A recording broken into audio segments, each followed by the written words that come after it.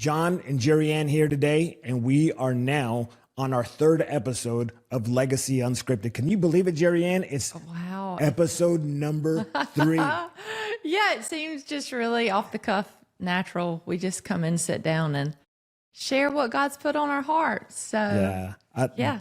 Last week's conversation was just so good, and it was what was the chains of one generation become the culture of the next generation. Yeah. And that's so true. And I got so much feedback from that already, just from people, and it's so good. And what we're doing here is we're not talking about anything that's just mainstream. We're talking about what families are going through. Mm-hmm. And it's so good. And so today's topic is just in line with what we talked about last week, but even though it's different, but what I'm just saying, it has to do with family. It has to do with legacy. It has to do with how do we have healthy families? How do we have healthy lifestyles? And today we're talking about praying for breakthrough in our families. And I'm sure that you have testimony after testimony. We all do. Yeah. You know, but this is near and dear for me. You know, my wife and I, God just moved us from Texas, and the whole time God just kept affirming, you're moving from Texas to Florida because I'm going to restore your family. And there's just so much in my own personal family. There's so much going on in you know, with my kids, my grandkids, my mother, my brothers, that God wants to restore. There's so much. And I know that there's so many people on the other side of that glass, JerriAnn, who are praying for their loved ones. And the thing is, their grandmothers, their mothers, their church people, their pastors who are praying for breakthrough for their children. And I'm the evidence of a praying grandmother. We're making a movie about that, right? I'm the evidence of a praying grandmother. So yeah. Hey, I'm the evidence of that too, of grandma and mother. I was at a women's retreat and I asked my mom and mother-in-law to come along and just pray over people. But I overheard my mom telling some of the young girls there that she was at her wit's end with me when I was a teenager, and that she was sobbing. And I think sobbing in the shower, saying, God, I can't do this anymore. I can't do it. I can't. And the Lord just saying, but if you don't pray for her, who will? And I was like, what? You never told me that story. What are you talking about? But I think it shows you, oh my goodness, I am the product of that. My sister, we are the product of parents who prayed for us. And man, they didn't get everything right, but they sure got that right. So I'm so thankful for that. Yeah. And, you know, for my grandmother, you know, we didn't come from a family that was known of prayer. Yeah. We had this grandmother who had a relationship with Jesus. Yeah. She never preached to us. At 8:00 at night, she went to bed, but you could hear her praying. And I remember, like, just like your mother, you know, when I was a young boy, I was in the middle of it, and my grandmother was calling every prayer line. Like, she was literally calling every prayer line. And she was like, she was warring for me. Yeah. I'm so thankful that my grandmother didn't go off of what she saw. Yeah. But she grabbed onto that one thing that she knew would make a difference. And I will say this, you know, there's going to be times, and this is important for people to hear this, that you don't get to see the fruition of your prayers. But I just want to encourage you to stay faithful to the one who will see it through. Because my grandmother died in 2007 and I walked into a church in 2009. Wow. And her prayers were alive. And I just want to encourage those who are watching, you know, as JerriAnn, you know, didn't know that her mother was fighting for her, was crying. I'm sure today she probably went back and said, Mom, I'm sorry. And it helps you to be like, now that you have your kids, oh my goodness, yeah. Is there any things that you're praying for in your family, or what are some things that you've had to fight for? Yeah, well, hey, I want to go back to what you had said about it takes time. And I think it was a book called Tattoos of the Heart. I don't remember. I just remember the quote in it. And the quote went something like, and I may get it wrong, so trust in the slow work of God. Ours is a God who waits. Who are we not to? It takes what it takes for the great turnaround. Wait for it. It will surely come. And when I read it, it just hit me like a ton. I mean, this was years ago, and I committed it to memory right then, because so often I think in our families, we want everything right now, and we want to see what we're praying for. We want to see the evidence of that like yesterday. And if we don't see it, within a week or a month or a year, it's like, my prayers aren't working.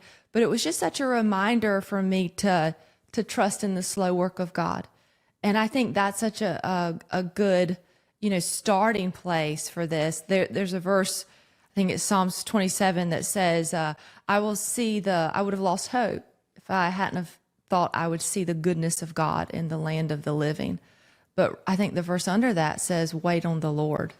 And so there is this process, there is this waiting when we're talking about praying for family members, or believing for breakthrough for family, or praying for loved ones who are lost to know the Lord. I think there is this process and this waiting that God is in.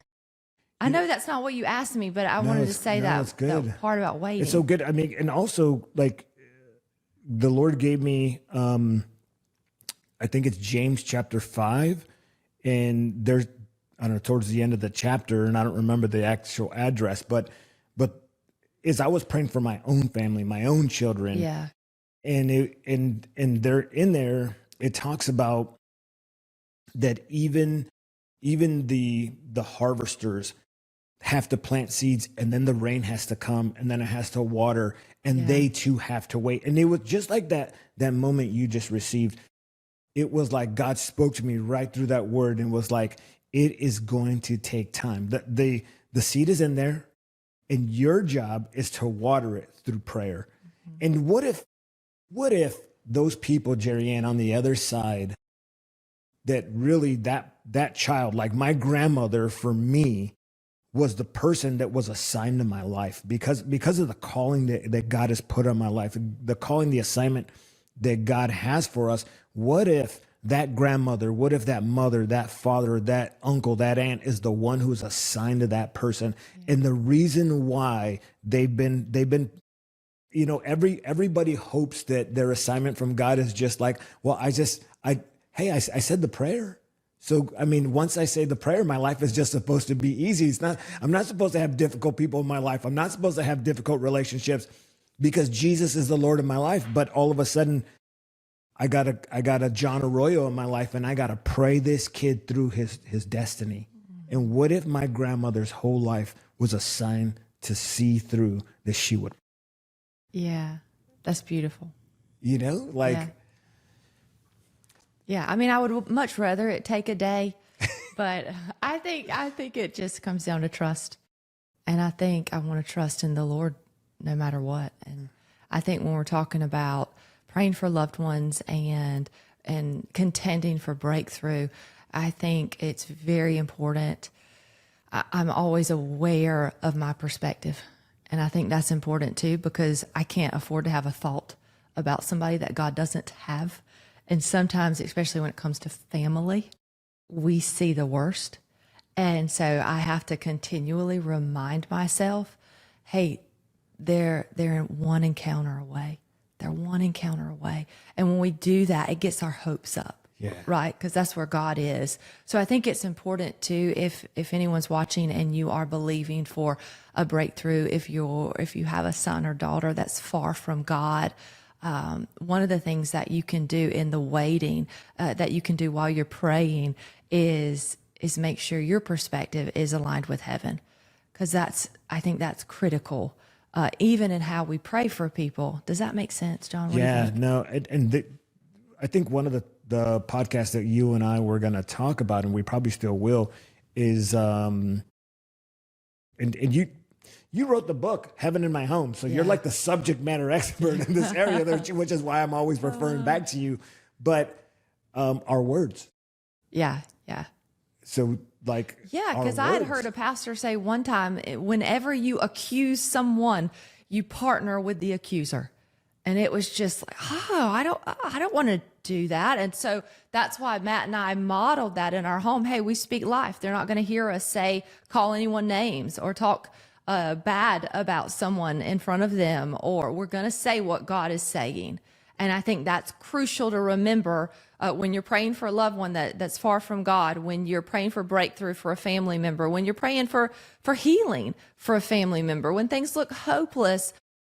I want to do everything I can to make sure my perspective is lined up with God's perspective. Yeah. And one of the things that has been for my wife and I is we've been in this place where we see the, like sometimes we see the glimmer of hope. Like all of a sudden, it's kind of like when that seed starts coming through the ground, all of a sudden, like you see it and you're just like, oh, but it's not a tree yet. Yeah. And you're just like, oh, and so there's times where sometimes frustration can set in.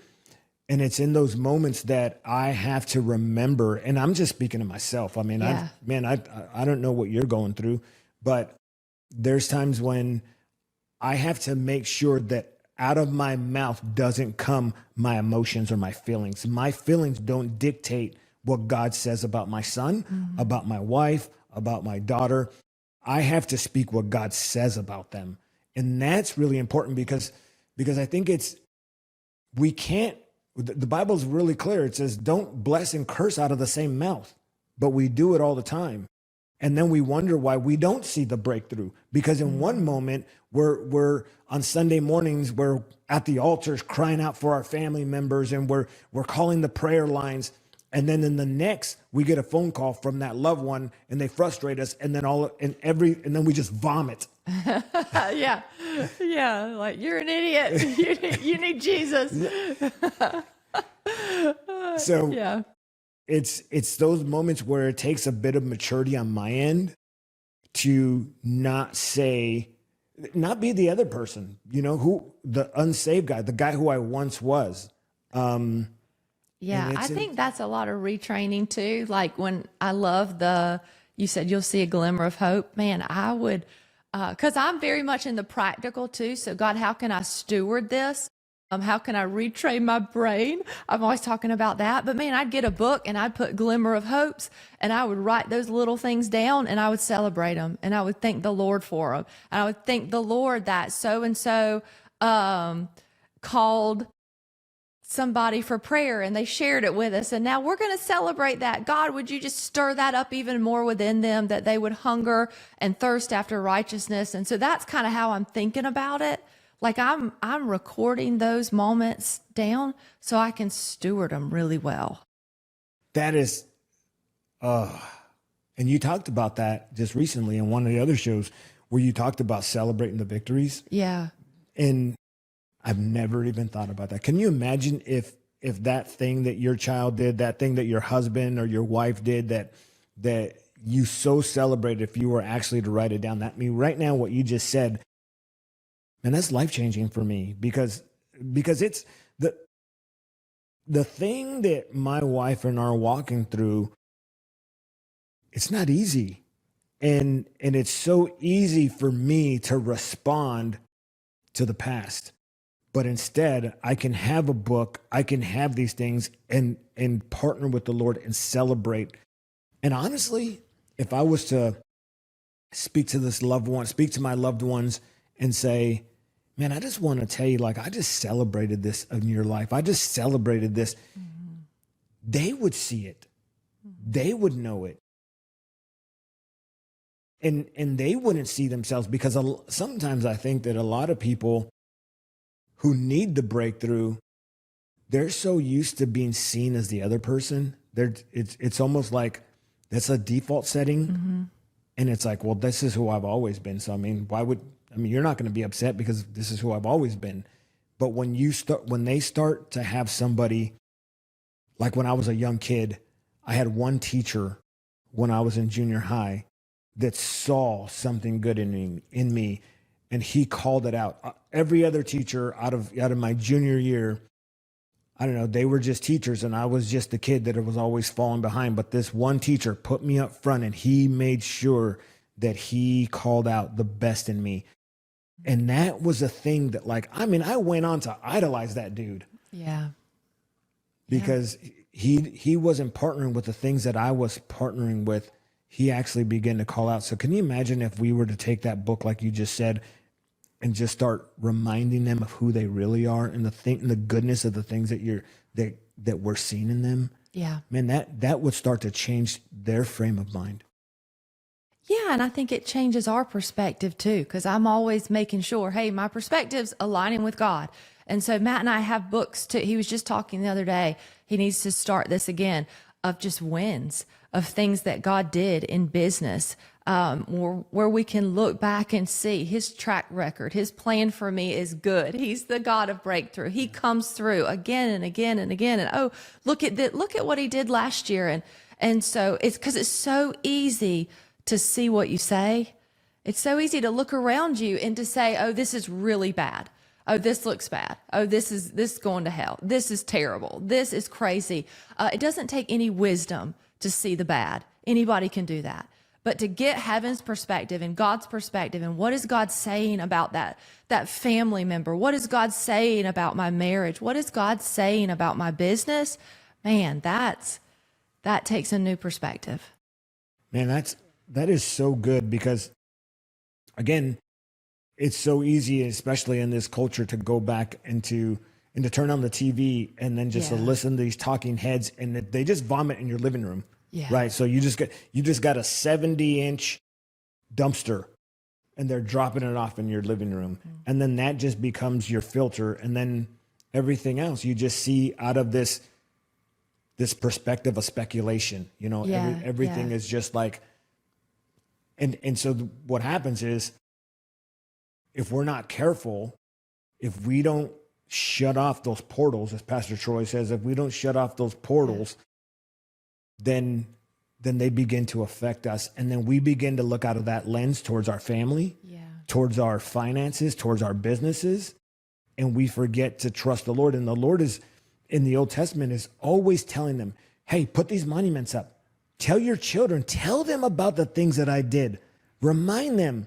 But you guys are going to go into this promised land. There's going to be a lot of fruit. Don't forget me. Yeah. Don't forget what I've done. And I think there's times that we have forgotten. And even myself, I know the work God did. And if he could do it in this dude, I mean, I go around the world and I talk about it, a life transformed. Yeah. Why would I think he wouldn't do it for my kids? Because sometimes we forget. We forget. I think we have to be reminded. And so many of the things that we've done or we've put in place just serve just to remind us of God's faithfulness. It kind of sounds silly saying it out loud, but I think we need to be reminded. And I think when we talk about praying for breakthrough or loved ones, first, I think it has so much more to do with my perspective than anything about, because we always want the person to change. Like, God, you change them. You change those people I work with. You change my family. They're terrible. Like, God, you just get them. And instead we don't look like inside, God, what created me a pure heart? What needs to change in here? How can I celebrate? What do I need to do? And so I think that's number one. Man, what you're saying is just like, all of a sudden I just got like ding, ding, ding. All these like bells are just going off. I had a friend who, him and his wife met in addiction, and then he got sober, but his wife, she was in the process still. Mm-hmm. And, I mean, it was a bad drug addiction, and he ended up having to care for their boys. And he said, whenever he would pray to the Lord for his wife, the Lord wouldn't talk to him about her. He talked to him about him. So he was like, okay, well, let's talk about that reaction and how that reaction is stirring things up in you. So what is it in you that is having that response? Let's talk about that. Mm-hmm. And so as we're talking about breakthrough, as we're talking about our families, what a great opportunity. And even in me, because, I was the one that brought up this topic because of my family and my parents and everything, and my sisters and brothers. But what a beautiful thing that the Lord is just saying, hey, that little thing that pokes, hey, let's talk about that. Mm-hmm. And you're right. We are so good at just saying, Lord, if you just fix them, my world would be better. Yeah. Yeah. Yeah. That's right. And we just, yeah. Well, do you have any more wisdom for anyone today with I this? don't, I don't know about wisdom. Angels got all the wisdom. Unless, I was thinking about just praying for kids, because Matt and I pray for the kids all the time. But I remember they were little, like JL's probably 4 and Garrison 2. And I think at the time with JL, she was just, it was before we homeschooled. So she was in maybe pre-K, I don't know. But I was just praying for her. I was concerned about some things. And I remember just asking the Lord what to do. And He gave me this idea to take a note card. Have I shared this with you? Okay. Take a note card and just write down prayers that I hear from the Lord. And so I'd take that note card and I'd write down a prayer, and I put it between her mattress. And then a year later, I remember I was worried just about relationships and friendships. And okay, I want her to have good friends. And so I remember writing a prayer about relationships and the influencers of her life, that they would love Jesus and that they would point her towards Jesus. And then something else would come up, and I would write that prayer on that note card. And then I do it for Garrison. And then I thought, oh my goodness, let me start with our, Matt and I, with our marriage. And so I would write out prayers and I'd put it between our mattress, because those prayers are alive, but as just a symbolic, hey, I don't know, this is where I was going to keep them. I don't know what made me do that except just the leading of the Lord. And so when Matt and I would have a tough week, or we were just not on the same page, or things were stressful, I would write a prayer about our marriage and put it under our mattress. And so a few years back, we were moving things around, and the kids found those prayers, and they were like, what were and we would read through them, and I'm like, well, can we just keep them here? Cause I'll still write them. And okay. And so we have had the nursery in our home for, I don't know, 3 years now, just believing for adoption. But the other day I was moving around the crib, and I moved the mattress, and I found note cards of prayers that the kids had written down for our future baby that would be in our home, and that I didn't ask them to. And I thought, wow, what a picture of modeling, what they saw mommy do or daddy do. And some of the prayers were like little, misspelled words. They're just precious. But I thought, wow, there are practical things that we can do in the waiting.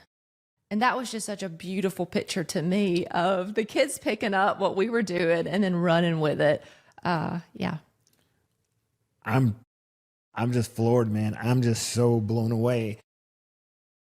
Can you imagine if what JerriAnn said, that the things that the Lord has shared with you, you just begin to write it down, and maybe that loved one's not with you. Maybe you put it in between your mattress. And maybe it's something that you have to remember, because honestly, right now, I think that was just a nugget. I think the Holy Spirit just spoke through JerriAnn to all of us. And it sounds like some deep revelation, and it needs to be in a book and all this stuff, but it's just simple. It is just so simple. And the Lord is saying, I just need you to remember. I need you to write this down. I'm going to speak to you.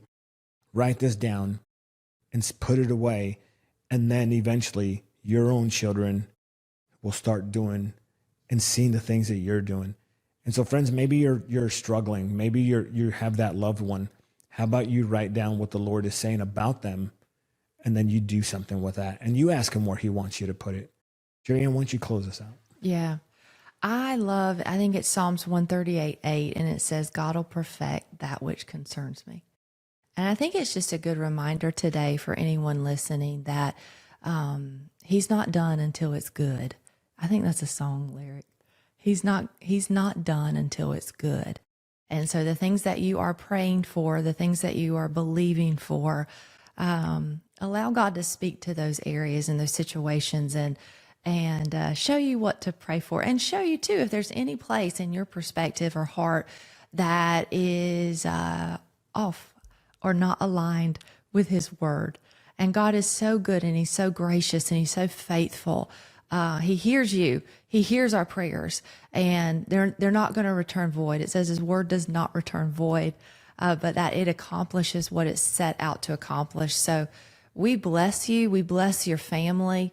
We declare with you that lost sons and daughters are coming home. They are one encounter away from King Jesus. I just pray such blessings and favor over your year this year, and that you will see the goodness of the Lord in the land of the living. He is good, and his mercy endures forever. So we bless you. We bless your home. I'm JerriAnn Webb, and you've just heard from John Arroyo. And John? Yeah. So, friends, this concludes episode 3 of Legacy Unscripted. You want to stay tuned because there's so much more for your family. We'll talk to you soon.